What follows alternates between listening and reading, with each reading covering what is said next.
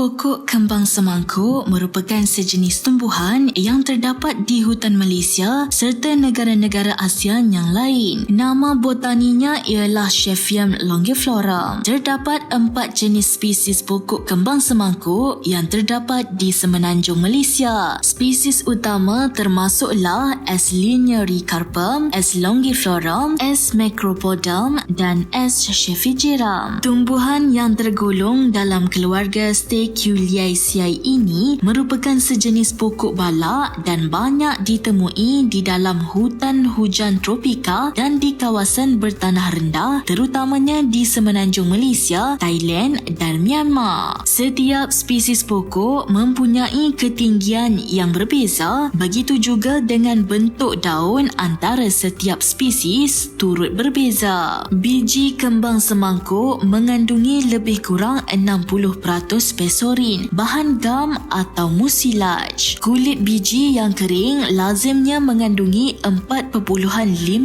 protein, 24% pentosan dan 40% karbohidrat. Selalunya biji kembang semangkuk akan direndam dalam air dan dicampurkan air gula lalu dijadikan minuman. Batang pokok kembang semangkuk yang agak ringan amat sesuai dibuat papan lapis, perabot, tangga, kotak, lantai lamina dan bilah mancis. Selain itu, kulit kayu pokok kembang semangkuk juga dikatakan mempunyai khasiat ubatan, terutamanya untuk merawat disenteri, pendarahan rahim dan melawaskan pembuangan air kecil. Caranya adalah dengan mencampurkan kulit kayu dengan bahan herba lain dan kemudiannya direbus dan air tersebut kemudiannya diminum. Selain sedap diminum, biji kembang semangkuk juga dikatakan mempunyai khasiat ubatan yang tertentu. Biji kembang semangkuk dikatakan boleh direndam dalam air dan tisu buah yang kembang berwarna coklat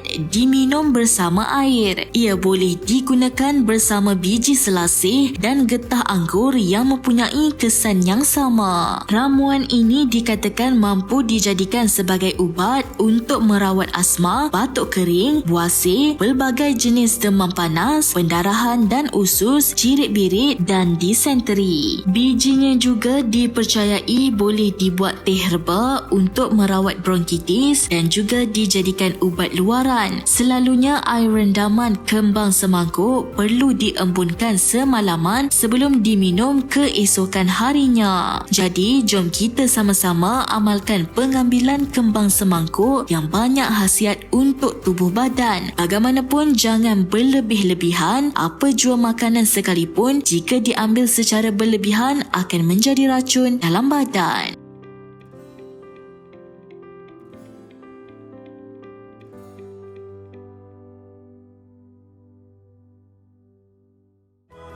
Untuk perkongsian, jom subscribe Herbal DT Channel ini. Kami akan kongsikan pelbagai jenis kebaikan herba yang lain.